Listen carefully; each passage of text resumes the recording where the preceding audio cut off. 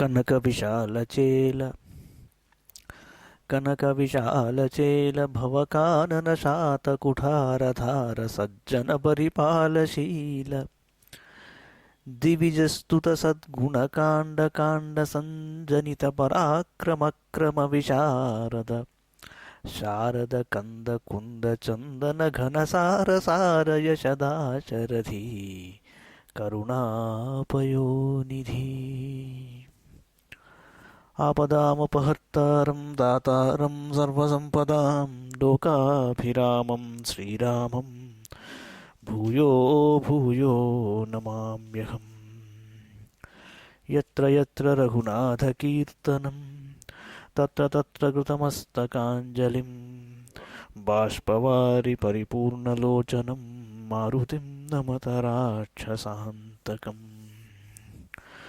కూజంతం రామ రామేతి మధురం మధురాక్షరం కూజంతం రామ రామేతి మధురం మధురాక్షరం ఆరుష్య కవితాశాఖాం వందే వాల్మీకికోకిలం. శ్రీరామకథాసుధకు మరోసారి స్వాగతం. వాల్మీకి రామాయణంలోని యుద్ధకాండలోని 107వ సర్గలోకి వచ్చాము. ఇది ఆదిత్య హృదయం ఈ సర్గలో ఉంటుంది.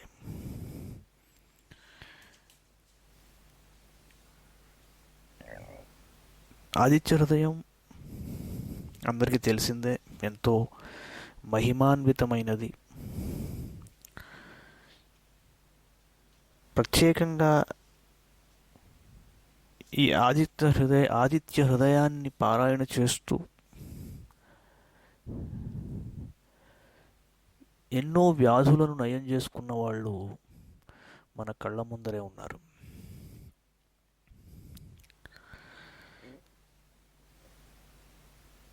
అయితే కొన్ని చర్చలు దీని మీద ఉన్నాయి. ఇది రామాయణంలో ఇంటర్పోలేషనా లేక వాల్మీకి మహర్షి రచించిన రామాయణంలో ఇది మొదటి నుంచి ఉన్నదా అనే ప్రశ్న కూడా కొంతమంది అడుగుతూ ఉంటారు. దీనికి కొన్ని కారణాలు కూడా ఉన్నాయి. ఎంచేత అంటే ఈ సర్గ ముందర శ్రీరాముడు రావణాసురుణ్ణి బెదరగొట్టి పంపించేశాడు. అది సారథి పక్కకి తీసుకెళ్ళిపోయాడు రథాన్ని. ఇది ఎలా ప్రారంభం అవుతుంది అంటే తతో యుద్ధ పరిశ్రాంతం సమరే చింతయాస్థితం అంటాడు. అంటే శ్రీరాముడు చింతలో ఉన్నట్లు, బాధపడుతున్నట్లు, ఎలా వీడిని గెలవడం అని అనుకున్నట్లు మొదటి శ్లోకంలో చెప్పారు. ఇది మరి సందర్భం సరిపోయిందా అని కొందరు అడుగుతూ ఉంటారు. అది ఇక్కడ ఎలా ఉంటుంది అంటే దీనికి భాష్యం చెబుతూ చాలామంది ఏం చెప్పారంటే, సరే పంపించేశాడు, రథాన్ని పక్కకు లాక్కెళ్ళిపోయాడు సారథి, తిరిగి మళ్ళీ అగ్రతో దృష్ట్వా అన్నాడు. ఎదురుకుండా వచ్చి నిలబడేసరికి వీడేమిటి అని కొద్దిగా ఎలా ఏదన్నా ఇతన్ని గెలవాలంటే ఎలా అన్న ఆలోచనలోకి వెళ్ళినట్టుగా కొంతమంది చెప్తారు. కొంతమంది ఏం చెప్తారంటే ఇట్ ఈస్ పాసిబుల్ దట్ ఈ సర్గ అంటే ఆదిత్య హృదయం అన్నది లక్ష్మణస్వామి మీద రావణుడు ప్రయోగించిన శక్తి అనే బల్యం ఆయనని గాయపరచిన తరువాత ఆంజనేయ స్వామి సంజీవిని పర్వతం కోసం వెళ్ళినప్పుడు బహుశా అక్కడ ఈ సర్గ యొక్క ప్లేస్మెంట్ ఉన్నదేమో, కొద్దిగా తారుమారు అయింది ఉండొచ్చేమో అని కొంతమంది వాదన ఉంటుంది. ఏదైనప్పటికీ ఆదిత్య హృదయం వాల్మీకి రామాయణంలోనిదే. ఈ ఛందస్సుకి సరిపడ్డట్లే ఉంటాయి శ్లోకాలు. అలా అని చెప్పి కేవలం అసలు ఇందులో ఉన్నదో లేదో అన్న మాట మీద దీనిని తక్కువగా చూసే వ్యవహారం చాలా తప్పు. ఎందుకంటే రామాయణం ప్రారంభమైంది ఎక్కడ? ఇప్పుడు మాధ్యాహ్నిక సంధ్యావందనంకి బయలుదేరిన వాల్మీకి మహర్షి తమసా నదికి వెళ్ళి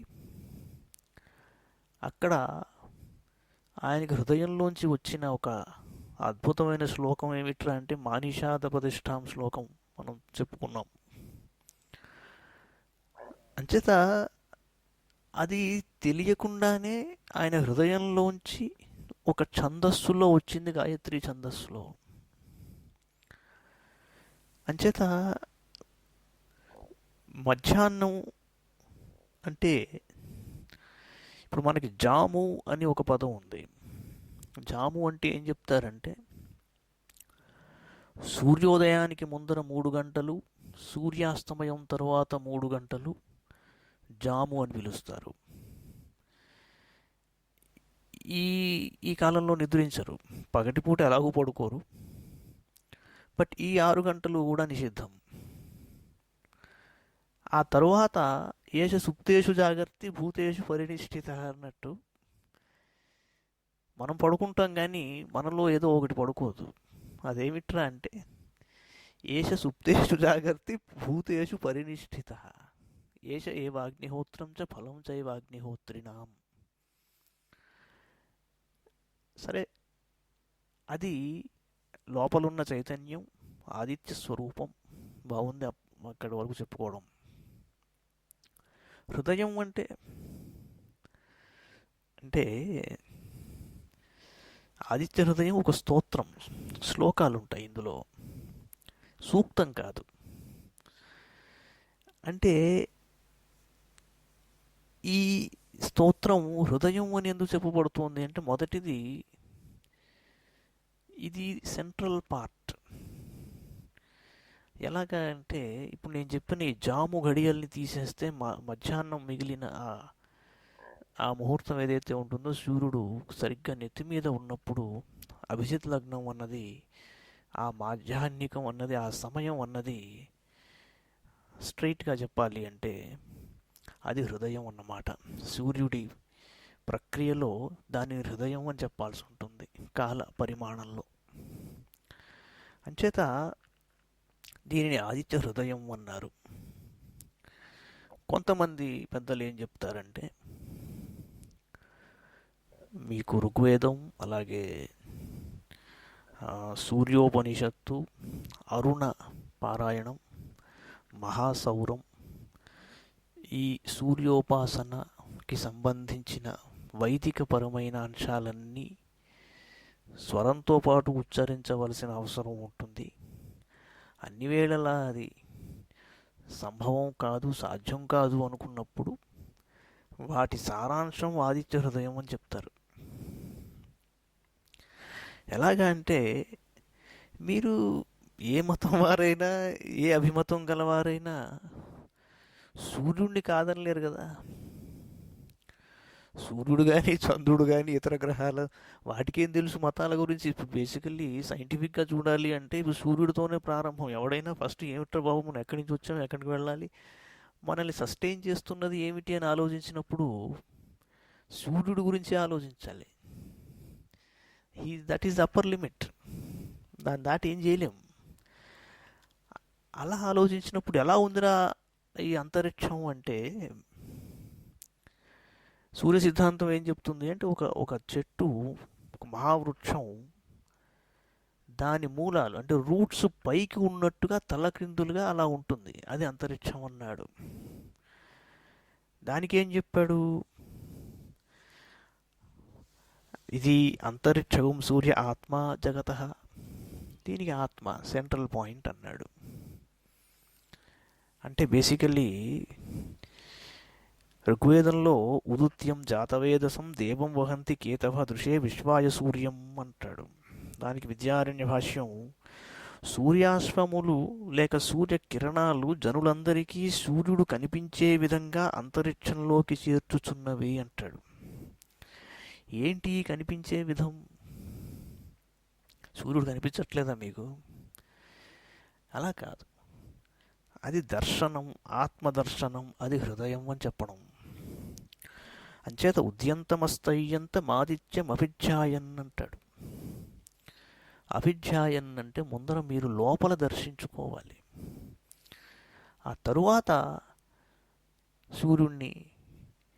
సూర్యుడు ఎదురుకుండా నిలబడి నమస్కారం చేసుకోవాలి. అంచేత ఆ దర్శనం కలిగింపజేసేవాడు సూర్యుడు హృదయంలో. అందుకని దీన్ని ఆదిత్య హృదయం అన్నారు. ఇంకొద్దిగా ముందరికి తీసుకువెళ్తే తాం సవితుర్వరేణ్యస్య చిత్రామహం వృణే సుమతిం విశ్వజన్యాం అంటాడు కణ్వ మహర్షి. ఏమిట్రా అంటే విశ్వమాత సుమతి రూపిణి వరేణ్య సవితృ గర్భస్వరూపిణి అయిన గాయత్రి యొక్క వర్ణము చేయుచున్నాను. ఆవిడ సహస్ర పయోధారలతో పృథ్విని సుసంపన్నము చేయుచుండగా దర్శించాడెవరు? కణ్వ మహర్షి. ఇదే అంతరిక్షం. నేను చెప్పిన ఆ మహావృక్షంలాగా కనిపించేది ఏదైతే పైన ఉంటుందో దాని సెంట్రల్ పార్ట్లో ఉన్నది ఆదిత్యుడు. అది అంతరిక్షగం సూర్య ఆత్మ జగత. ఇప్పుడు ఋగ్వేదంలో మీకు మహాసౌరం అనేది ఒకటి ఉంటుంది, అద్భుతమైనది. అందులో ఉజ్జన్నజ్యమిత్ర మహ ఆరోహన్ ఉత్తరాన్ దివిం హృద్రోగం మమ సూర్య హరిమాణం చ నాశయ అంటాడు. అంటే ఏమిట్రా అంటే ఆరోహన్ ఉత్తరాన్ దివిం దేవ, ఉత్తర దిశగా ఆరోహిస్తున్న సూర్యుణ్ణి ధ్యానించి హృద్రోగం మమ సూర్య హరిమాణంచ నాశయ అన్నాడు. రెండు చెప్పాడు. హృద్రోగం మామూలుగా చెప్తే కొంతమంది దాన్ని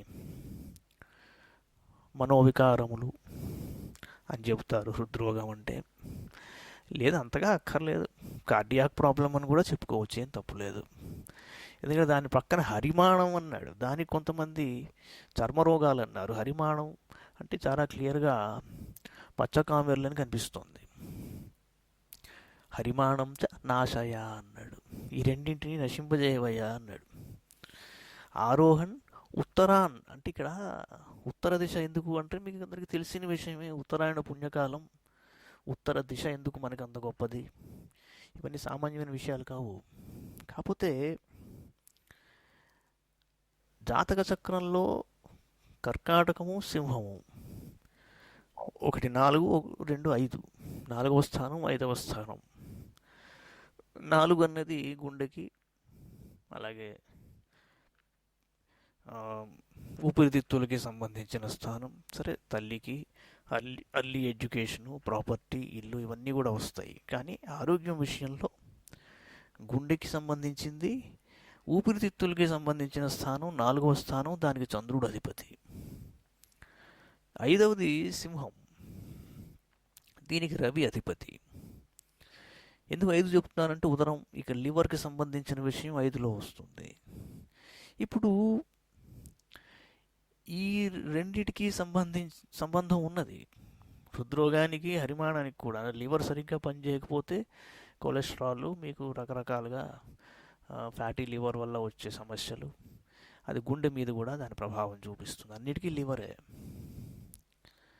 అంచేత ఈ రెండు చెప్పాడు. ఉత్తరాందివం దేవ హృద్రోగం మమ సూర్య హరిమాణం చ నాశయ అన్నాడు. అదేమిటి మళ్ళీ సడన్గా అస్ట్రాలజీలోకి వెళ్ళిపోతున్నారు అంటే ఏమవుతుంది అంటే ఇక్కడ చెప్పుకుంటున్నది మనం సూర్యుడి గురించి. సో జ్యోతిష్ శాస్త్రం అన్నది తప్పదు. పైగా వేదస్య నిర్మలం చక్షు అన్నాడు. వేదస్య నిర్మలం చక్షు జ్యోతిష్ శాస్త్రం అకల్మషం వినయితదఖిలం కర్మ శ్రౌతం స్మార్తం నా సిద్ధ్యసి అన్నాడు. అంటే సమస్త విజ్ఞానం, వైదిక విజ్ఞానం అంతా కూడా దాని రిఫ్లెక్షన్ జ్యోతిష్ శాస్త్రంలో ఉంటుంది. వేదంలో అంతా జ్యోతిష్ శాస్త్రం అని చెప్పడానికి వీల్లేదు. కానీ జ్యోతిష్ శాస్త్రం ద్వారా అది రిఫ్లెక్ట్ అయ్యే అవకాశాలు ఎక్కువ ఉంటాయి. ఎందుకంటే కాల గణనం అన్నది మీరు ఎప్పుడు యజ్ఞం చేయాలి మరి చెప్పాలి కదా. అంచేత ఏంటంటే బేసిక్గా వైదిక విద్యకి దూరంగా ఉండకూడదు. జ్యోతిష్ శాస్త్రం అనేది అది వేదాంగం. అంచేత దాని కనెక్షన్ లేకుండా ఎక్కడ ఉండదు. అయితే ఇక్కడ మిత్రమహ అంటాడు.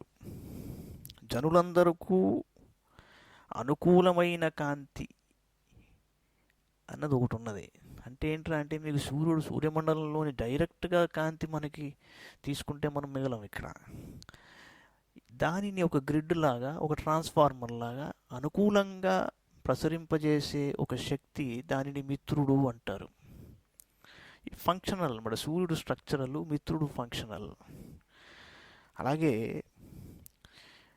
మీకు హగుం శుచి సద్వసురంతరిక్ష సద్దోత వేదిషత్. ఇక్కడ అతిథిర్దురోణ సత్ అనేది ఒకటి ఉన్నది. ఇక్కడ ఏం చెప్పారంటే, అంతరిక్షమందు చరించువాడైనప్పటికీ అగ్నిరూపుడను, హవిస్సు రూపుడుగను, ఆ పాత్ర రూపుడుగను, సత్యమందు, మనుష్యులందు, జలంలోనూ, కిరణములందు, పాలయందు అన్నింటా ఉన్నాడనేది యథార్థం అని చెప్పారు. ఇది మాధ్యాహ్నిక సంధ్యావందనంలో చెప్పుకునే మంత్రం. ఇది మళ్ళీ మరల హృదయం దగ్గరికి వస్తున్నాను నేను. అంటే దీనికి ఇంకొక భాష్యం ఉన్నది. అంటే ఈ అతిథి అన్న మాటకి మామూలుగా అతిథి వల్లే ఎల్లప్పుడూ పూజింపబడువాడా అనేది ఒకటి ఉంది. అలా కాకుండా శంకర భాష్యంలో అతిథిని సోమస్వరూపుడుగాను, సోమ పాత్రలో ఉన్నవాడిగాను కూడా చెప్పాడు ఆయన.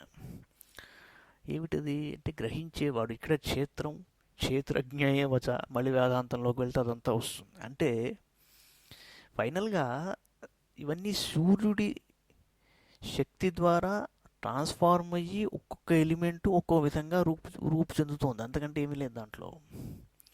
అంటే ఆ పాత్రలో ఉన్న హవిస్సు, ఆ రెండూ కూడా సూర్యుడి మహిమ వల్లే ఉన్నాయని తెలుసుకోవాల్సిన విషయం అది.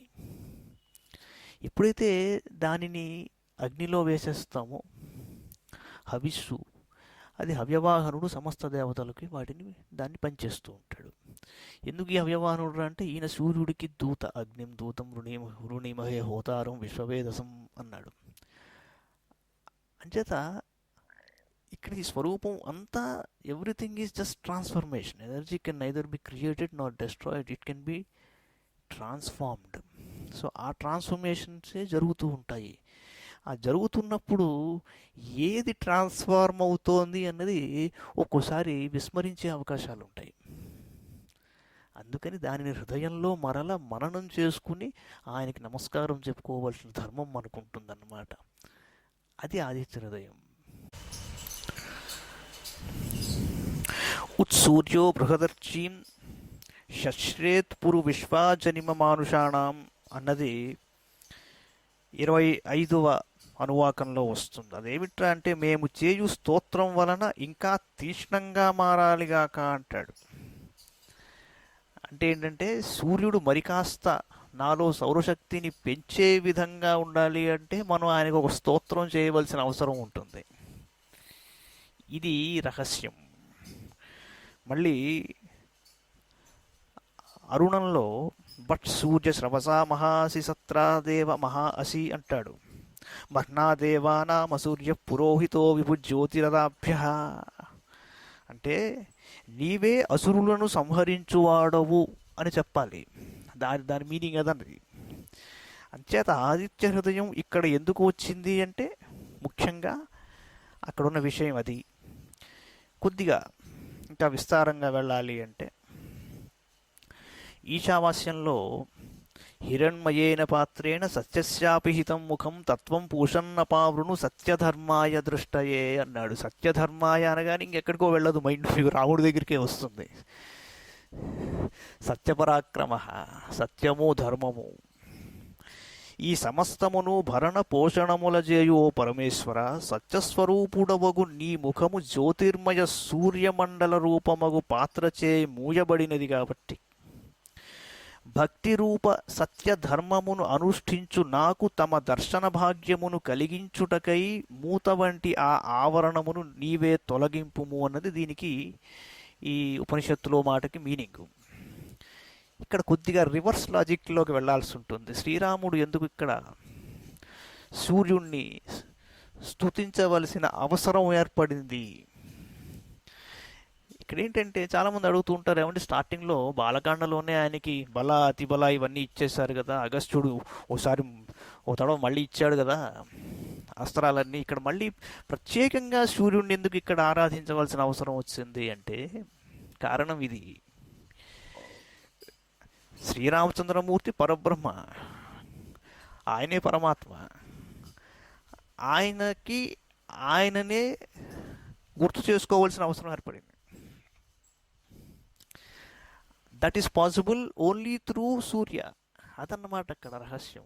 అందుకని ఏం చెప్తున్నాడు, హిరణ్మయేన పాత్రేణ సత్యశాపిహితం ముఖం.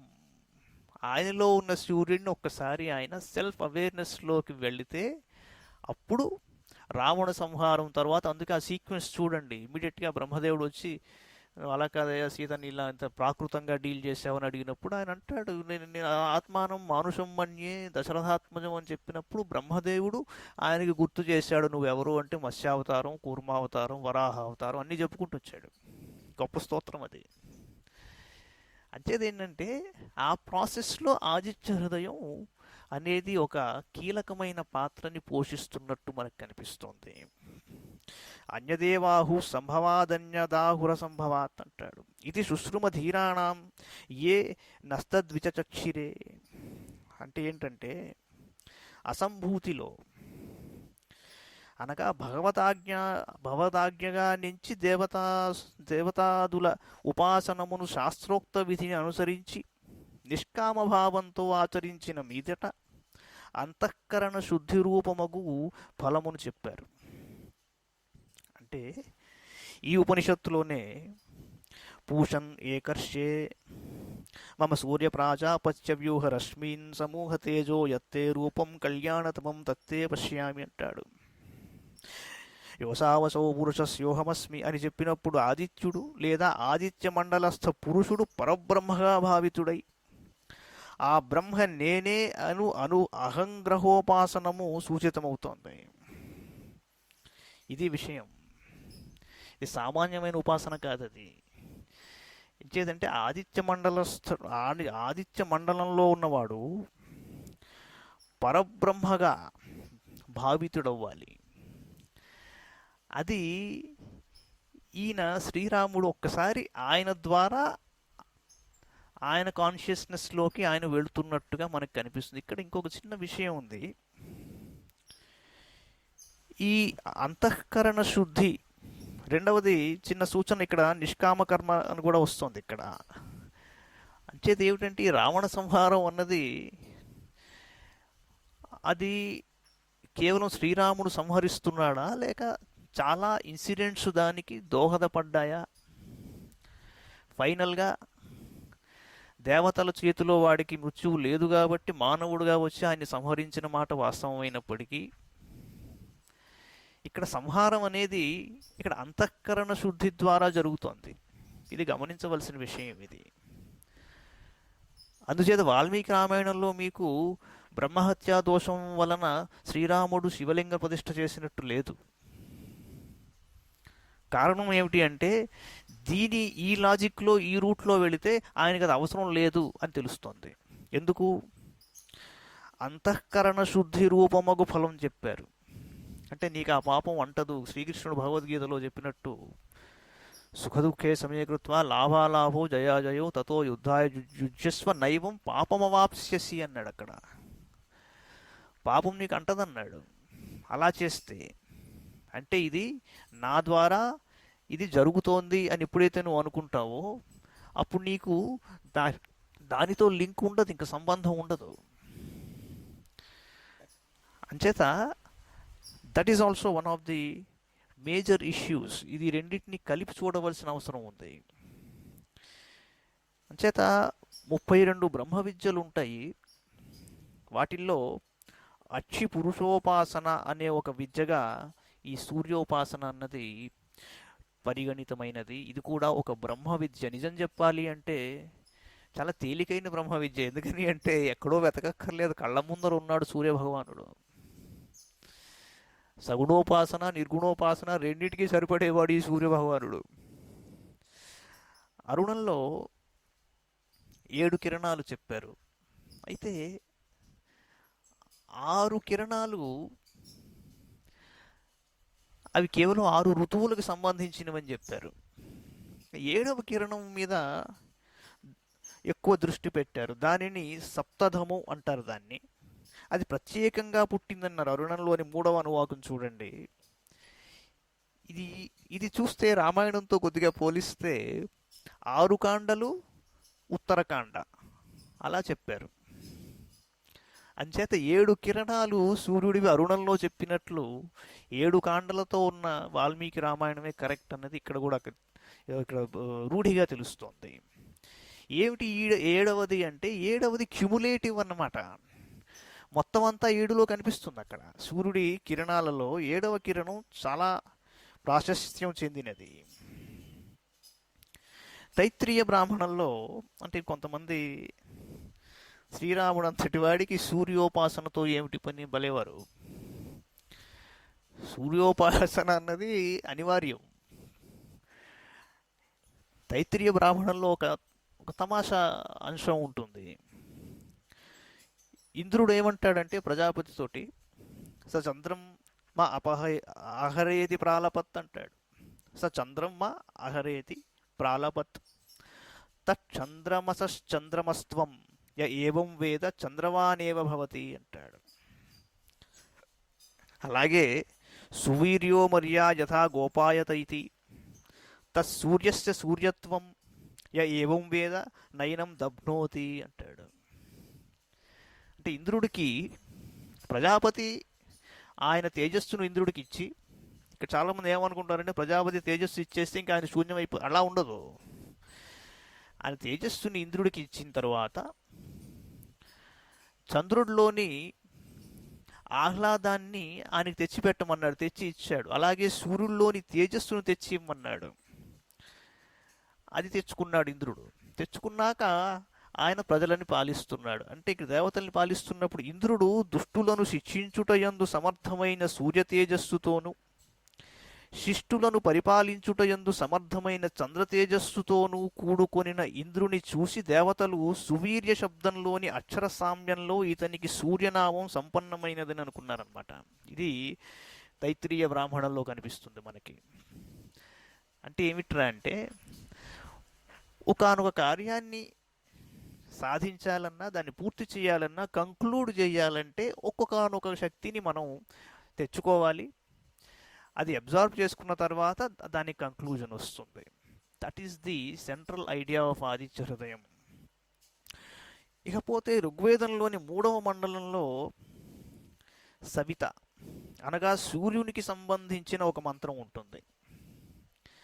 దానిని సావిత్రి అంటారు. ఈ మంత్రాన్ని గాయత్రి మంత్రంగా చెబుతారు. సూర్యోపనిషత్తులో ఓం భూర్భువస్సువత సవితుర్వరేణ్యం భర్గో దేవస్య ధీమహి ధియో యో న ప్రచోదయాత్ సూర్య ఆత్మా జగత సస్సుషశ్చ సూర్యాత్ వై ఖల్విమాని భూతాని జాయంతే సూర్యాయజ్ఞః పర్జన్యోన్నమాత్మా అసావాదిత్యో బ్రహ్మ ఆదిత్యోంతఃకరణ మనోబుద్ధి చిత్తాహంకారాః అంటాడు. అంటే త్రిపదా గాయత్రి ఆదిత్యుని యందు సుప్రతిష్ఠితమై ఉంటుందన్నమాట. ఆవిడ 3 పాదాలు గల గాయత్రి. 3 × 8 24 అక్షరాలు. బృహదారణ్యకంలో లోకాత్మ, వేదాత్మ, ప్రాణాత్మ, మళ్ళీ చెప్తాను, లోకాత్మ, వేదాత్మ, ప్రాణాత్మ, ఈ 3 గాయత్రి యొక్క 3 పాదాలుగా చెప్పడం జరిగింది. ఇకపోతే 4వ పాదం, అది తురీయమైనది. అంటే అది పరబ్రహ్మ పరమాత్మతత్వం. అది అంచేది ఏంటంటే ఈ 3 లౌకికం, అలౌకికం, తాత్వికం అనే దాన్ని సంతరించుకుంటూ యుద్ధకాండలోకి రావణ సంహారం అనే చివరి ఘట్టం దగ్గర నిలబడ్డప్పుడు ఒక్కసారి ఆదిత్య మండలాన్ని ధ్యానించే ఒక సందర్భం ఏర్పడింది శ్రీరాముడికి అగస్త్యుడి ద్వారా. భూమిరంతరిక్షం ఇటువంటి శృతులను వ్యాఖ్యానిస్తూ శంకర భగవత్పాదులు ఇలా వర్ణించారన్నమాట. ఆదిత్యుడే మూర్త అమూర్తములు రెండిటి యొక్క సారము అన్నాడు ఆయన. పృథ్వీని శరీర రూపంగా భావించి ఆ భూమియందు సమస్త ప్రాణుల స్థితి భావింపబడినది. చూడండి, అంచేతే భూమిలో ఉన్న ప్రపోర్షన్ వాటర్కి ల్యాండ్ మాస్కి ఎంత ఉంటుందో అదే మనిషి శరీరంలో కూడా అలాగే ఉంటుంది. ఎందుకు? కారణం ఏమిటి అంటే ఇది ఒక వండర్ఫుల్ సిమెట్రీ. ఎస్ట్రాలజీలో యాక్చువల్లీ ఉన్నది ఎస్ట్రానమీ. కేవలం నీకు ఫలానా ఏట పెళ్ళి అవుతుంది, ఫలానా ఏట పిల్లాడు పుడతాడు, ఆ తర్వాత నీకు ఫలానా ఏట నీకు రోగం వస్తుంది, ఇది కాదు ఎస్ట్రాలజీ. బేసికలీ ఇది ఎస్ట్రానమీ. ఎలా అంటే 400 టైమ్స్ సైజు ఉంటాడు చంద్రుడికి సూర్యుడు. భూమికి చంద్రుడికి గల వ్యత్యాసం ఎంతైతే ఉందో దానికి 400 టైమ్స్ వ్యత్యాసం భూమికి సూర్యుడికి ఉంటుంది. సూర్యుడి యొక్క మూమెంట్ ఎలా అయితే జరుగుతూ ఉంటుందో దానిని ఇమిటేట్ చేస్తూ చంద్రుడు భూమి చుట్టూతా నాట్యం చేస్తున్నాడు అంటుంది సూర్య సిద్ధాంతం. నాట్యం అంటే ఏమిటి? దేనినో మనం ఎమ్యులేట్ చేయడం, ఇమిటేట్ చేయడమే. ఇదే. అంచేత భూమి మీద అదే ప్రపోర్షన్లో జీవరాశులు ఉంటాయి. అంచేత ఇక్కడేం చెప్పాడు? పృథ్వీని శరీర రూపంగా భావించి ఆ భూమి యందు సమస్త ప్రాణుల స్థితి భావింపబడినది అన్నాడు. అందుకే భూమి సూక్తం చెప్తుంది. అందుకే భూదేవి తల్లి అని చెప్పాము. శరీరాన్ని హృదయంగా భావించి దాని యందు సమస్త ప్రాణుల ప్రతిష్ఠ చెప్పబడింది. మళ్ళీ చెప్తాను, చాలా ఇంపార్టెంట్ అది. పృథ్వీని శరీర రూపంగా భావించి ఆ భూమి యందు సమస్త ప్రాణుల స్థితి భావింపబడింది కాబట్టి శరీరాన్ని హృదయంగా భావించి దాని యందు సమస్త ప్రాణుల ప్రతిష్ఠ చేసుకోవలసి ఉంటుంది. అందుచేత ఆదిత్య హృదయం అన్నారు. ఇకపోతే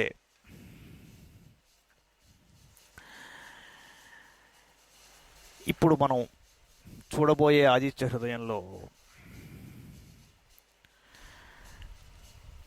ప్రధానంగా ఏష సుప్తేషు జాగర్తి భూతేషు పరినిష్ఠిత అన్న శ్లోకం దీనికి ఆయువు పట్టు ఆదిత్య హృదయానికి. శ్రీరాముడి మాయా శిరస్సును తీసుకొచ్చి సీతాదేవికి చూపించి హడావిడి చేసి వెళ్ళిపోయాడు రావణాసురుడు. ఆవిడ బాధలో మునిగిపోయింది, మీరు చూశారు. అప్పుడు త్రిజట ఆ చివర ఏం చెబుతుంది అంటే, అమ్మా ఇప్పుడు నేను ఇప్పుడు చెప్పినవన్నీ ఒక్కసారి అనలైజ్ చేసుకుంటూ అది నిజం కాదు, వాస్తవం కాదు అని నువ్వు గ్రహించాలి అంటే, నీకు పూర్తిగా అవగతం కావాలి అంటే మీ కులదైవమైన సూర్యనారాయణ స్వామిని ఆరాధించు అని చెప్పింది ఆవిడ. ఎందుచేత అంటే ఆయన కర్మసాక్షి. ఏష సుప్తేషు జాగర్తి భూతేషు పరినిష్ఠిత ఏష ఏవాగ్నిహోత్రం చ ఫలం చైవాగ్నిహోత్రినాం. అంచేత సూర్యోపాసన అన్నది it's a common denominator for one and all. అందుకే సంధ్యావందనం చేస్తారు. ఆ సంధ్యాకాలంలో అనంత శతకోటి జీవరాశులు కూడా సంధ్య ఆచరిస్తూ ఉంటాయి. చరాణి స్థావరాణి చ సాయం ప్రాతర్నమశ్యంతి సామా అభిరక్షతు. ముందుగానే పాలించాలి, ముందుగానే రక్షించాలి మమ్మల్ని. అంటే ఏంటంటే ఆ షార్టెస్ట్ డిస్టెన్స్లోకి వెళ్ళినప్పుడు అందరి అవేర్నెస్లోకి వచ్చే కాలం అది. మన పూర్వీకుల్ని, ఋషుల్ని, మునుల్ని, దేవతల్ని అందరినీ మనం తలుచుకుంటాం ఆ సమయంలో. అందుకని సూర్యోపాసన చేసే వాళ్ళకి ఒక సమగ్రమైన కార్యాచరణ ఏర్పడుతుంది. ఎప్పుడు కూడా వాళ్ళు ధర్మాన్ని విస్మరించే అవకాశమే లేదు. ఈ సూర్యోపాసన ద్వారా సత్యము ధర్మము మనకి దగ్గరవుతాయి. అసలు ఆ రెండింటికి ఉన్న ముడి ఏమిటో అక్కడ సూర్యోపాసన ద్వారా అర్థమవుతుంది. సత్యము ధర్మము అనేవి ప్రాక్టికల్గా ముందరికి వచ్చేది కూడా సూర్యోపాసన వలనే. ఎందుకంటే సూర్యుడు మోస్ట్ యాక్టివ్. సూర్యుడి కొంత దూరమే వెళ్ళలేము. పూర్తిగా వెళ్ళడం అసలు ఇంపాసిబుల్. అంచేత క్రియలోకి రావాలన్నా, ఏదైనా విద్య అనేది ఫంక్షనల్గా ముందరికి వచ్చి ఒక కార్యాన్ని సాధించవలసిన అవసరం ఏర్పడిన సూర్యోపాసనే మనకి మార్గం. భారతీయులందరూ సూర్యోపాసన వలననే వాళ్ళకి ఐడెంటిటీ లభిస్తుంది, మరో విధంగా కాదు. సూర్యుడిని, కాస్మోస్ని ఎంతో అర్థం చేసుకుంటూ, స్టడీ చేసుకుంటూ రాకెట్లు ఏవో పంపించవచ్చు, నానా హంగామా చేయవచ్చు. కానీ అసలు సూర్యమండలంలో పరబ్రహ్మ ఉంటాడు అని చెప్పి ఆయన ఉపాసన ద్వారా మనలో ఆత్మసాక్షాత్కారాన్ని పొందగలిగే మార్గాన్ని చెప్పింది కేవలం ఒక వైదిక ధర్మం మాత్రమే. దాని మార్గం కూడా చెప్పింది ఎలా ఉంది అన్నది. సూర్య సిద్ధాంతం తీసుకున్నా, భాగవతంలో చెప్పిన విషయాల్ని తీసుకున్నా, కాస్మోస్ ఎలా ఏర్పడింది, ఈ యూనివర్స్ ఎలా ఉంది, అంతరిక్షం దాటాక ఏ ఉంది, లోక పర్వతాత్, ఈ డిస్టెన్సెస్ అన్నీ ఎక్కడి నుంచి వచ్చాయి? మహర్షులందరూ స్కేళ్లు పట్టుకుని, టెలిస్కోపులు పట్టుకుని ఏ రోజు కూర్చోలేదు కదా. కేవలం సూర్యోపాసన ద్వారా తెలుసుకున్న విజ్ఞానం అది. అంచేత వేదాశాస్త్రాన్ని విజ్ఞానం ఏతత్సర్వం జనార్దనాథ్ అని చెప్పారు. దర్శనాథ్ ఋషి అని ఎందుకు అయ్యారు అంటే, ఫస్ట్ వాళ్ళ లోపలికి తొంగి చూసి విశ్వంలోకి తర్వాత చూశారు. ఉద్యంతమస్తయంతం ఆదిత్యం అభిఛాయన్ కుర్వన్ బ్రాహ్మణో విద్వాన్ అసావాదిత్యో బ్రహ్మేతి బ్రహ్మైవ సన్ బ్రహ్మాప్నోతి య ఏవం వేద. అంటే అసావాదిత్యో బ్రహ్మ, దర్శనం అనేది ముందర నీలో ధ్యానం చేసుకుని చూడమండం వల్ల అక్కడే చాలా గొప్ప లాజిక్ ఉంది. నీలో ధ్యానం చేసుకున్నది అదేనా, లేక ఆయన్ని నువ్వు ధ్యానిస్తున్నావా? Right hand side to left hand సైడా, left hand side to right hand సైడా? అందుకే మన సంప్రదాయంలో మహావిష్ణురాజ్ఞ అలా చెప్పుకుంటూ వస్తారు. ఆ కల్పం ఇది ఇది ఇది, ఈ మన్వంతరం ఇది ఇది చెప్పు చూహరికి వచ్చి ఇక్కడ ఈ ఫలానా టైంలో ఫలానా రోజున ఈశ్వరేచ్ఛ వలన ఇది చేస్తున్నానని చెప్పడం జరుగుతుంది. ఇక్కడి నుంచి అక్కడికి వెళ్ళే ప్రయత్నం పాశ్చాత్యులు చేస్తూ ఉంటారు. కానీ కొన్ని లక్షల సంవత్సరాల క్రితమే అక్కడి నుంచి ఇక్కడిరా, ఇక్కడి నుంచి అక్కడిది కాదని తేల్చేశారు మన వాళ్ళు. అందుకని అంత పర్ఫెక్ట్గా గ్రహణాల గురించి చెప్పారు, జాతకాల గురించి చెప్పారు, ఆఖరికి సూర్యుడు సైజ్ చెప్పారు. సూర్యుడికి భూమికి ఉన్న వ్యత్యాసం ఎంతో చెప్పగలిగారు. అంటే ఎలా కొలిచారండి మరి వాళ్ళు? యోజనాలతో సహా చెప్పారు. అందుకని ఈ 107వ సర్గలో ఆదిత్య హృదయం అనేది కనిపిస్తుంది మనకి. ఇప్పుడు ఉపోద్ఘాతం ఎందుకు దీనికి చెప్పానంటే, ఇందులో వచ్చే శ్లోకాలు కేవలం శ్లోకాలుగా మీకు కనిపించినా దాని వెనుక ఉన్న ఒక అద్భుతమైన రహస్యం ఇదన్నమాట. తతో యుద్ధ పరిశ్రాంతం సమరే చింతయా స్థితం రావణం జాగ్రత్తో దృష్ట్వా యుద్ధాయ సముపస్థితం దైవతైశ్చ సమాగమ్య ద్రష్టుం అభ్యాగతో రణం ఉపాగమ్య బ్రవీద్రామం అగస్త్యో భగవాన్ ఋషి. యుద్ధం చేసి చేసి అలసిపోయి ఉన్న శ్రీరాముడు సమర రంగమున చింతాక్రాంతుడై ఉన్నాడు. పిమ్మట రావణుడు యుద్ధ సన్నద్ధుడై ఆ స్వామి ఎదుట నిలిచి ఉన్నాడు. యుద్ధమును చూచుటకై దేవతలతో గూడి అతడికి విచ్చేసిన పూజ్యుడైన అగస్త్య మహర్షి శ్రీరాముని సమీపించి ఆ ప్రభువుతో ఇలా అన్నాడు. ఎక్కడి నుంచి వచ్చాడయ్యా ఉన్నట్టుండి అగస్త్యుడు అంటారు మీరు. చాలా చోట్ల ఈ సర్గ కంటే ముందర జరిగిన ఎంతో యుద్ధం ఉన్నది. ఆ యుద్ధం జరుగుతున్నప్పుడు శ్రీరాముడు గాంధర్వాస్త్రాన్ని ప్రయోగించినప్పుడు ఆకాశంలో నిలబడి సిద్ధులు, చారణులు, దేవతలు, గంధర్వులు అందరూ అక్కడ నిలబడి చూస్తున్నారండి యుద్ధం అని చాలాసార్లు చెప్పి ఉన్నాడు మహర్షి ఇప్పటికే. ఆ క్రమంలో జస్ట్ దీనికంటే ముందర జరిగిన యుద్ధం అప్పుడు కూడా దేవతలు అందరూ మహర్షులతో సహా ఆ యుద్ధాన్ని చూశారు. అప్పుడు అగస్త్యుడు కూడా వాళ్ళల్లో ఉన్నాడు కాబట్టి ఆయన వెంటనే కిందకొచ్చి రామరామ మహాబాహో శృణుగుహ్యం సనాతనం ఏన సర్వాన్ అరీన్ వత్స సమరే విజయిష్యసి. ఆదిత్య హృదయం పుణ్యం సర్వశత్రు వినాశనం జయావహం జపేన్నిత్యం అక్షయ్యం పరమం శివం సర్వమంగళమాంగళ్యం సర్వపాపప్రణాశనం చింతాశోక ప్రశమనం ఆయుర్వర్ధనముత్తమం అన్నాడు. సకల ప్రాణుల హృదయములను రంజింపజేయునట్టి ఓ రామ, ఓ మహాబాహు, సనాతనము మిగుల గోప్యము అయిన ఈ స్తోత్రమును గురించి చెబుతాను విను అన్నాడు. ఏమిటి సనాతనము మిగుల గోప్యము? నేను చెప్పిన ఉపనిషత్తు విషయం అన్నమాట. దీని ప్రభావం వలన నువ్వు శత్రువులందరిపై విజయాన్ని సాధింపగలవు. ఆదిత్య హృదయం పుణ్యం, ఆదిత్య హృదయముని ఈ స్తోత్రము పరమ పవిత్రమైనది, సమస్త శత్రువులను నశింపజేయునది. నిత్యము దీనిని జపించినచో సర్వత్ర జయము లభించుట తథ్యము.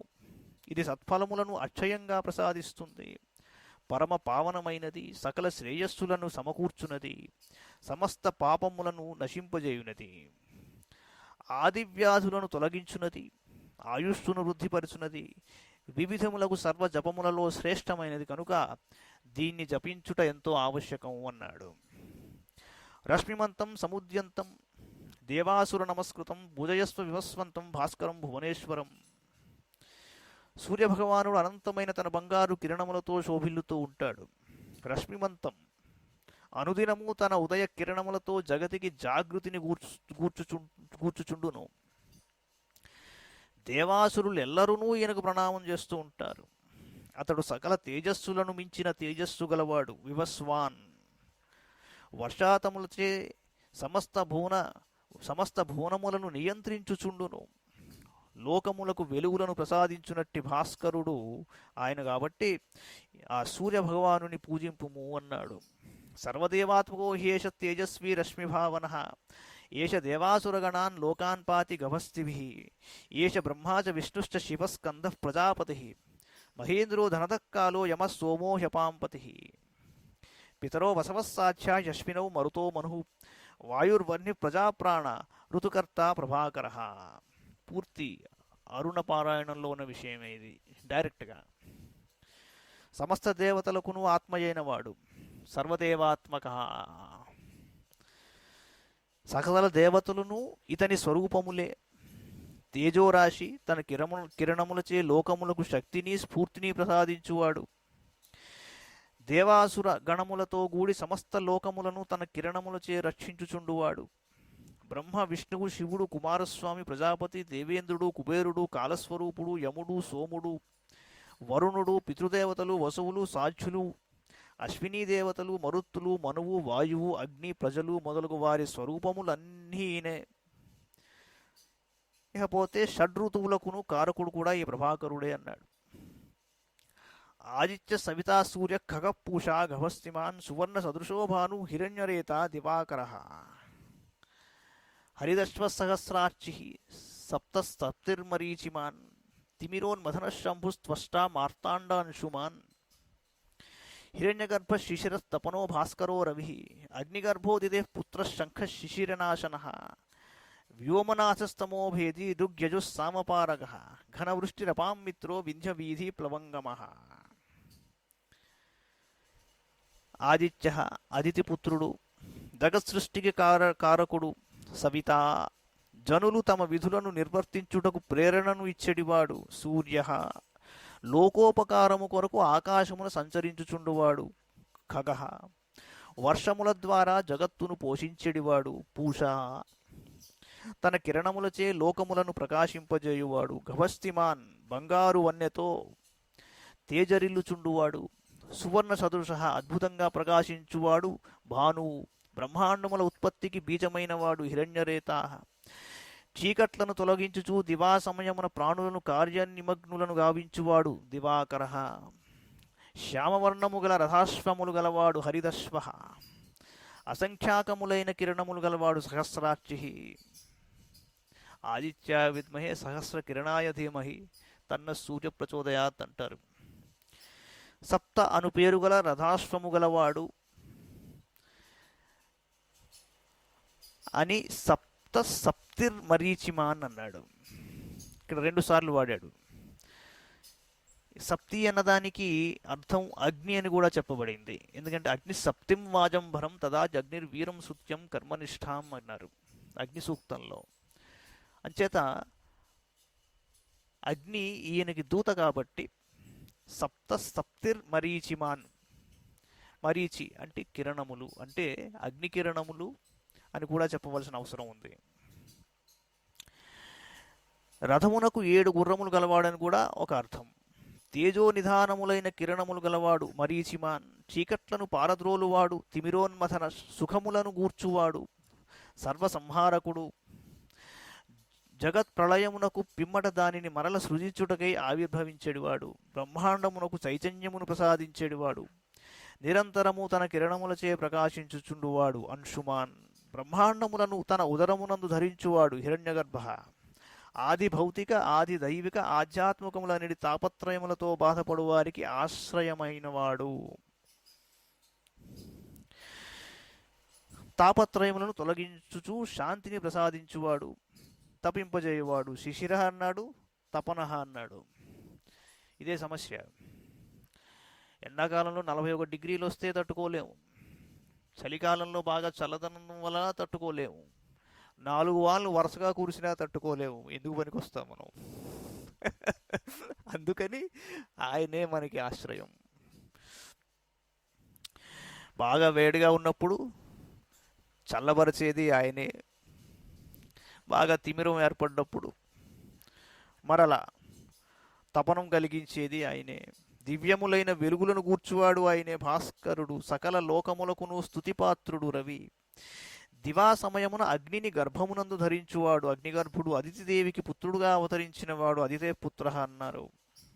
సాయంకాలమున స్వయంగా శాంతించువాడు, మంచును తొలగించువాడు, ఆకాశమునకు అధిపతి అయినవాడు వ్యోమనాథ అంట.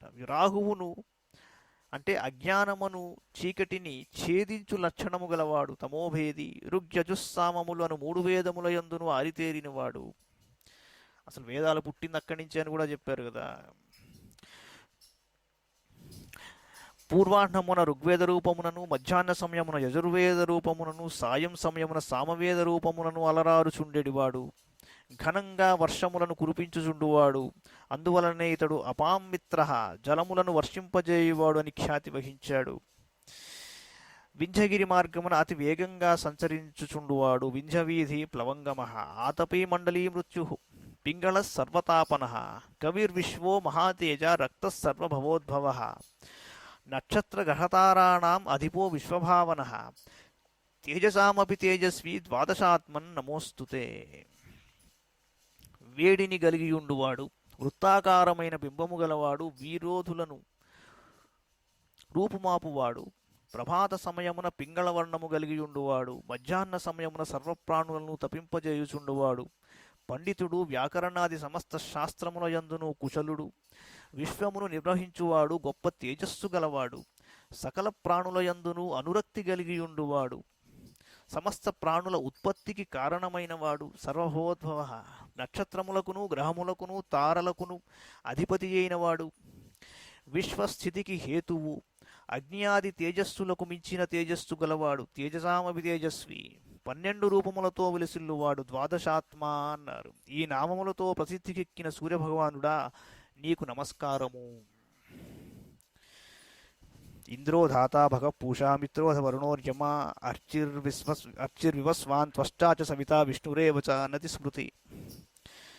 మిత్రుడు, రవి, సూర్యుడు, భానుడు, ఖగుడు, పూషుడు, హిరణ్యగర్భుడు, మరీచ్యాదిత్య సవిత్రక భాస్కరేభ్యో నః అన్నది మంత్రశాస్త్రంలో చెప్పారు. అంచేత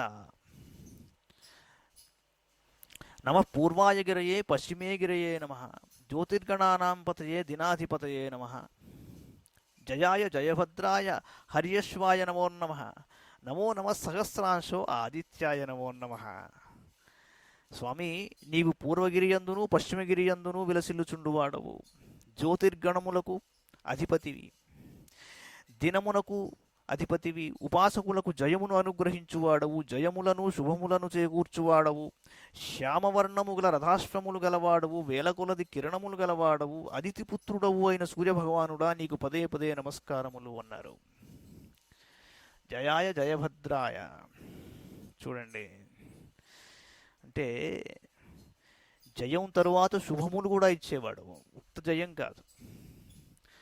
అందరినీ నరికేశాక ఏమిట్రా బాబు ఏం మిగిలింది నాకు అనుకోవడం, అది పెద్ద అది అంత మంచి విషయం కాదు. అంటే జయము తరువాత జయభద్రాయ, నీకు మంచి శుభములు కూడా కలుగజేయువాడు.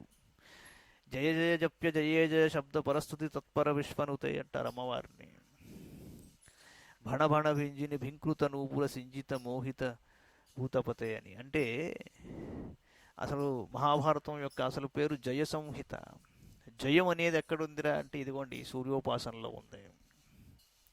అందుకని నమ ఉగ్రాయ వీరాయ సారంగాయ నమో నమ, నమ పద్మప్రబోధాయ మార్తాండాయ నమో నమ, బ్రహ్మేశానాచ్యుతేశాయ సూర్యాదాదిత్యవర్చసే భాస్వతే సర్వభక్షాయ రౌద్రాయ వపుషే నమ.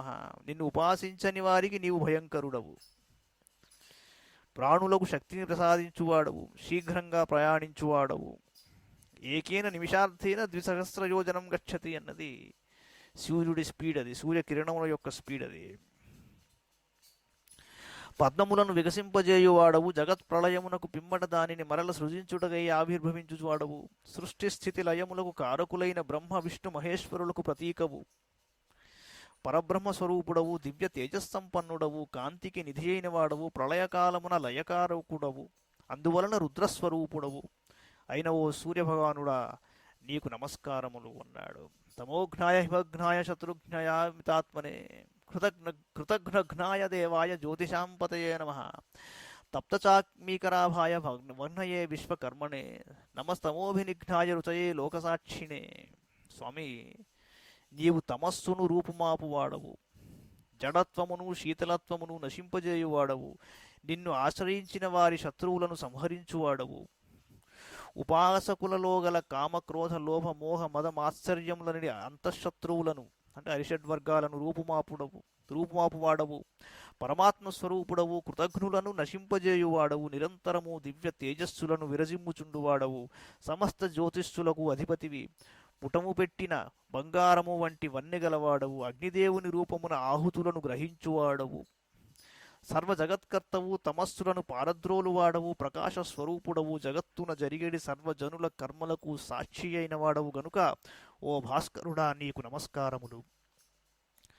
ఏష సుప్తేషు జాగర్తి భూతేషు పరినిష్ఠితః, ఏష చైవాగ్నిహోత్రం చ ఫలం చైవాగ్నిహోత్రిణాం, వేదాశ్చ క్రతవశ్చైవ క్రతూనాం ఫలమేవ చ యాని కృత్యాని లోకేషు సర్వ ఏష రవి ప్రభుః, ఏన మాపత్సు కృచ్ఛ్రేషు కాంతారేషు భయేషు చ కీర్తయన్ పురుష కశ్చిత్ నామసీదతి రాఘవ, పూజయస్వైనమేకాగ్రో దేవదేవం జగత్పతిం ఏతత్ త్రిగుణితం జప్త్వా యుద్ధేషు విజయిష్యసి, అస్మిన్ క్షణే మహాబాహో రావణం త్వం వధిష్యసి, ఏవముక్త్వా తదాగస్యో జగామచ యథాగతం. సూటిగా చెప్పేశాడు, ఇప్పుడు నువ్వు వాణ్ణి వధించబోతున్నావు. ఎందుకు ఆ మాట చెప్పాల్సి వచ్చింది? దీని ఉపోద్ఘాతంలో నేను చెప్పిన విషయం ఇది. శ్రీరాముడి చేత రావణాసురుడు వధింపబడుతున్నాడు అని చెప్పడానికి, రాముడు రావణాసురుడిని వధిస్తున్నాడు అని చెప్పడానికి ఉన్న తేడా ఆదిత్య హృదయం.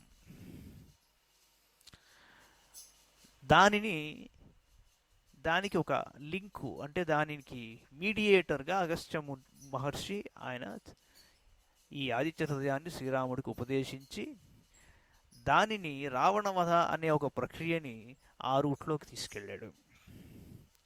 ఏష సుప్తేషు జాగర్తి భూతేషు పరినిష్ఠిత, ఈ ప్రభువే సమస్త ప్రాణులను లయమునర్చును, పిదప సృష్టించి పాలించుచుండును, ఇతడు తన కిరణముల చేత జగత్తును తపింపజేయును, వర్షములను ప్రసాదించుచుండును, ఇతడు సకల ప్రాణులలో అంతర్యామిగా నుండును, వారు నిద్రించుచున్నను తాను మేల్కొనియేయుండును, హవిస్సు యొక్క స్వరూపము ఇతడే, తత్ఫల స్వరూపము ఇతడే, ఇతడు వేదవేద్యుడు, యజ్ఞస్వరూపుడు, యజ్ఞఫల స్వరూపుడు, లోకములలో జరిగిడి సమస్త కార్యములకును ఈ సూర్య భగవానుడే ప్రభువు అన్నాడు. ఈ రెండు కలిపి చదవాలి. ఏష సుప్తేషు జాగర్తి భూతేషు పరినిష్ఠిత, ఏష చైవాగ్నిహోత్రం చ ఫలం చైవాగ్నిహోత్రినాం అని చెప్పినప్పుడు, వేదాశ్చ క్రతవశ్చైవ క్రతూనాం ఫలమేవ చ యాని కృత్యాని లోకేషు సర్వ ఏష రవి ప్రభుః, యజ్ఞో వై విష్ణు అని చెప్పినప్పుడు యజ్ఞము యజ్ఞ ఫలము రెండు ఆయనే. అలాగా ఇక్కడ అతిథిర్దురోణ సత్ అని చెప్పినప్పుడు నీళ్ళల్లోనూ పాలల్లోనూ అగ్నిలోనూ అన్నింటిలోనూ ఈయన తేజస్సే ఉన్నది అని చెప్పినప్పుడు యజ్ఞం అనేది ఏర్పరచుకుని యజ్ఞవేదిక మీద పెట్టుకున్న పాత్ర వేరే అనుకుని, పాత్రలో ఉన్న హవిస్సు వేరే అనుకుని, అందులోకి నేను వేస్తున్నాను అనుకుని, అందులోకి వేసింది మరొకటి తీసుకెళ్తున్నాడు అనుకుని, ఇవన్నీ అనుకోవడం పొరపాటు.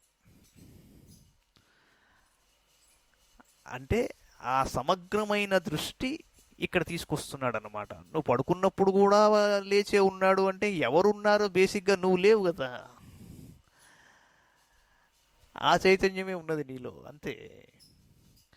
సో దానిని తెలుసుకోవలసిన ధర్మం అన్నమాట. అంచేత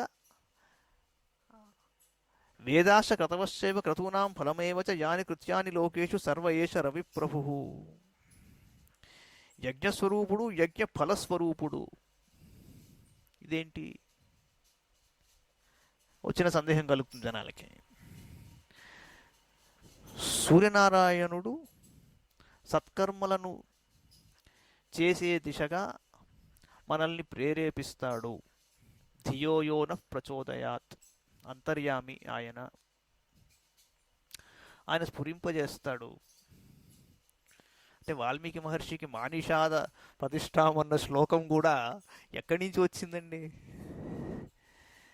అందుకే కదా బ్రహ్మదేవుడు తర్వాత దర్శనం ఇచ్చాడు ఆయనకి. ఆయన ఆశ్రమానికి వచ్చి కూర్చుని చెప్పాడు వ్యవహారం అంతా. ఆ తర్వాత నారదుడు ఉపదేశం చేశాడు. ఇదంతా కథ మీరు చూశారు. ఎక్కడి నుంచి వచ్చింది ఆ స్ఫురణ అంటే దీంట్లో అసలు డైరెక్ట్గా స్ట్రైట్గా చెప్పేశాడు మహర్షి.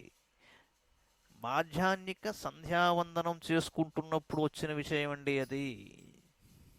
హగుంస శుచి అది అది ఆ మాధ్యానికంలో చెప్పుకునే మంత్రమే అది. అదే మీకు కఠోపనిషత్తులో కూడా వస్తుంది. కఠోపనిషత్తులోని సారమే భగవద్గీతలో చెప్పాడు ఆయన. ఇది నేను కొత్తగా చెప్పట్లేదు, సూర్యుడు చెప్పింది అన్నాడు మళ్ళీ శ్రీకృష్ణుడు అక్కడ. మిగిలింది ఒకటే, సూర్యుడు ఒకటే. అంటే ఇన్ని ఈక్వేషన్స్ తీసుకుని చూసినప్పుడు కూడా ఇక్కడేం చెప్తున్నాడు? అంతర్యామిగా ఉన్నవాడు అని కూడా చెప్పడం జరిగింది. అంటే ఏమిట్రా అంటే అందుకే అగ్నయే ఇదం నా మమ. అగ్ని సూక్తంలో కర్మనిష్టాం అన్న పదం ఉన్నది. కర్మనిష్ఠుడు అగ్నితో సమానం. ఎందుకంటే కారణం ఇది.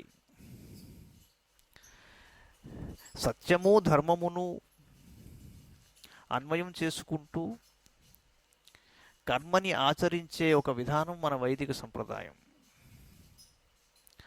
దీనికి అడ్డం వచ్చినవాడు ఆ సూర్యభగవానుడి చేతనే సంహరింపబడతాడు. అది తాత్పర్యం. అదే జరిగింది కదా ఆఖరికి. అంచేత ఈ కర్మసాక్షి అయిన సూర్యుడు కర్మనిష్ఠుడైన అగ్ని అనే దూత ద్వారా వ్యవహారం చేస్తాడు. అందుకే అగ్ని దేవుడు నన్ను కాపాడుగాక అని సీతమ్మ వారు అగ్నిలో ప్రవేశించింది. ఇక్కడ ఏమవుతుంది అంటే జాగ్రత్తగా ఆలోచిస్తే సూర్యుడు స్ట్రక్చరల్, అగ్ని ఫంక్షనల్గా కనిపిస్తాడు మీకు. ఇప్పుడు హవిస్సును తెచ్చిచ్చేది కూడా మళ్ళీ ఇప్పుడు మీకు అగ్నిదేవుడే. మీకు దగ్గరికి వచ్చేది కూడా వీరపేష. ఇక్కడ ఏమిట్రా అంటే ద్రవిణం అంటాడు అగ్ని సూక్తంలో. ద్రవిణం తెచ్చిచ్చేది కూడా నీకు అగ్నియే. ఆయనకే మళ్ళీ ఇచ్చేస్తాం మనం. అంచేత అగ్నయే ఇదం నా మమ. ఇది నాది కాదు. So at the end of the day, all human beings are only transformers. వాళ్ళు లెన్సులు, మిర్రర్సు లాంటి వాళ్ళు. కానీ వాళ్ళు ఇది పెద్ద బిల్డింగ్ లాగా కట్టుకుని కాంక్రీట్గా నిలబడిపోతే అలాగే నిలబడిపోతారు. అలా కాకుండా వాళ్ళు ఈ సిస్టంలో కలిసిపోతే ఆ చైతన్యవంతులయ్యి అలా విధంగా ఆత్మసాక్షాత్కారాన్ని పొంది వాళ్ళు ముక్తిని పొందుతారనమాట. దట్ ఈస్ ది ఆంతర్యంగా ఉన్న దాని లోపల ఉన్న ఆంతర్యం అది. మహాబాహు, ఈ స్వామిని కీర్తించిన వారికి నాశనం ఉండదన్నాడు. ఆపదల యందును కష్టముల యందును దుర్గమ మార్గముల యందును భయస్థితుల యందును ఈ స్వామిని కీర్తించిన వారికి నాశనం ఉండదు. దేవదేవుడు జగత్పతియు అయిన ఈ సూర్యభగవానుని ఏకాగ్రతతో పూజింపుము. ఈ ఆదిత్య హృదయమును ముమ్మారు జపించినచో నీవు ఈ మహాసంగ్రామమునందు విజయమును పొందగలవు మహాబాహు. రామా, ఈ క్షణముననే నీవు రావణుని వధింపగలవు అని పలికి అగస్త్య మహర్షి తన స్థానమునకు చేరాడు. అంటే ఇండైరెక్ట్గా ఎవరు చెప్పారు ఈ మాట? అంతఃకరణ శుద్ధి గల శ్రీరాముడికి అంతర్యామి అయిన సూర్యభగవానుడు అగస్త్యుడి ద్వారా చెప్పాడు. ఏమిటి? ఇక నీకేమీ లేదు, నువ్వు ఇప్పుడు వీడిని సంహరించబోతున్నావు అన్నది. This is the meaning. ఇతడే వేదవేద్యుడు, యజ్ఞస్వరూపుడు, యజ్ఞ ఫలస్వరూపుడు, లోకములలో జరిగేడి సమస్త కార్యములకును ఈ సూర్యభగవానుడే ప్రభువు అని చెప్పి ఈ ఆదిత్య హృదయాన్ని 3 సార్లు జపించినచో ఈ మహాసంగ్రామమునందు విజయమును పొందగలవో మహాబాహువో రామ, ఈ క్షణముననే నీవు రావణుని వధింపగలవు అని పలికి అగస్త్య మహర్షి తన స్థానానికి వెళ్ళిపోయాడు.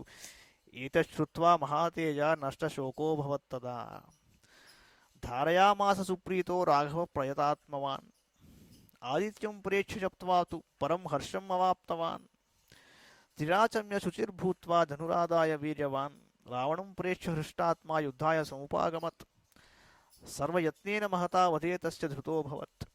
మహాతేజస్వి అయిన శ్రీరాముడు అగస్త్య మహాముని ద్వారా ఈ ఆదిత్య హృదయ మహిమను గ్రహించి చింతారహితుడయ్యాడు.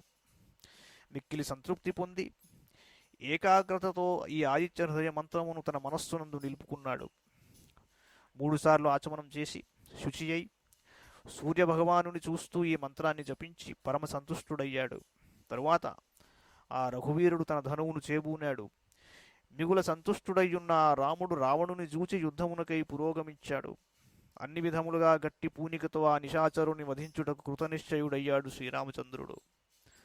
అత రవి రవదన్ నిరీక్షరామం ముదితమన పరమం ప్రహృష్యమాణ నిచిచరపతి సంచయం విదిత్వా సురగణ మధ్యగతో వచస్త్వరేతి.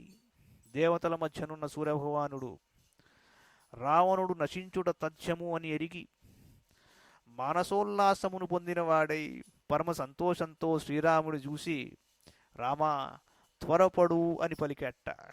చూడండి, అత రవి రవదన్ నిరీక్ష రామం ముదితమన పరమం ప్రహృష్యమాణ నిచిచరపతి సంచయం విదిత్వా సురగణ మధ్యగతో వచస్త్వరేతి.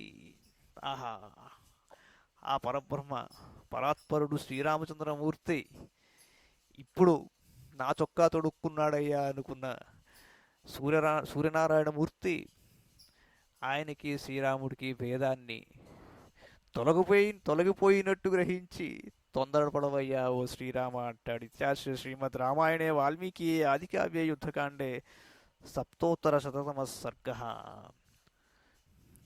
సర్వం శ్రీకృష్ణార్పణమస్తు. శ్రీరామచంద్ర శ్రుతపారిజాత సమస్త కళ్యాణగుణాభిరామ సీతాముఖాంభోర్వ చంచరీక నిరంతరం మంగళమాతనోతు. అందరికీ శ్రీ సూర్యనారాయణ స్వామి అనుగ్రహం పొందాలని ప్రార్థిస్తూ సర్వం శ్రీకృష్ణార్పణమస్తు.